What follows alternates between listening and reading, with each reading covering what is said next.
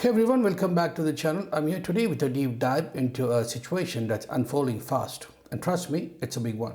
We are talking about Israeli Prime Minister Benjamin Netanyahu's sudden visit to the US, the talks of a ceasefire in Gaza, and how this all ties into global politics, America's economic troubles, and even what's happening with Iran. It's complicated, but by the end of this video, you walk away with full context. So let's unpack this. So here's the headline. Netanyahu is flying to the US for a meeting with Donald Trump on July 7. Now, Israeli and American media are suggesting that this is about brokering a ceasefire in Gaza. Sounds hopeful, right? But wait, hold on. If you've been paying attention to past events, you'll know it's never that simple. Remember how, just before Israel attacked Iran, all the headlines said the US was restraining Israel, that Trump and Netanyahu were not on talking terms, that there wouldn't be any offensive while talks were ongoing. Then boom, Iran was hit. And later we found out that the US had coordinated the entire plan. We have seen this script before. In the past, ceasefire negotiations were going on with Hezbollah. Netanyahu visits the US, and while everyone is watching peace talks, Israel bombs Nasrallah's bunker and knew the exact location. That kind of precision doesn't just happen. So this time, when Netanyahu says he's heading to the US for a peace talk, a little skepticism is not only fair, it's necessary. Also flying out is Brett McGurk, a top US envoy, heading to Cairo to talk with Egyptian officials about the Gaza ceasefire.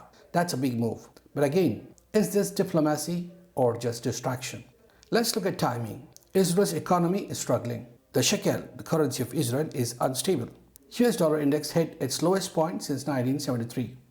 And Trump's economic bill is facing backlash, especially from tech giants like Elon Musk. So both Netanyahu and Trump need some kind of win right now. A ceasefire could help clean their image, but history tells us that a ceasefire might also just be the calm before another storm. Even while ceasefire talks go on, what is Israel doing on the ground?